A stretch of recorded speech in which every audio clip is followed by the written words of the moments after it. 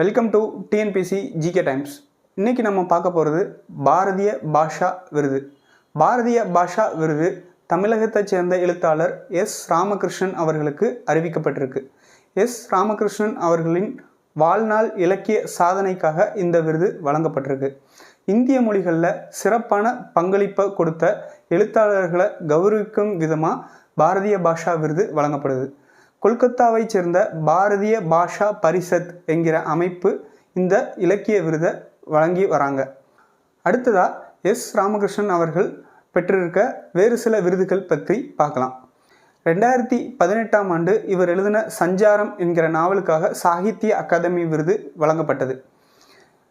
மேலும் ஞானவாணி விருது, தமிழ்நாட்டின் மாநில விருது, கலைஞர் பொற்கிளி விருது போன்ற விருதுகளையும் இவர் வாங்கியிருக்காரு.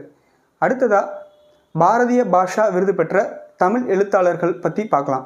2009ஆம் ஆண்டு வைரமுத்து அவர்களுக்கும், 2013ஆம் ஆண்டு அசோகமித்ரன் அவர்களுக்கும், 2018ஆம் ஆண்டு மாலன் நாராயணன் அவர்களுக்கும் பாரதிய பாஷா விருது வழங்கப்பட்டிருக்கு.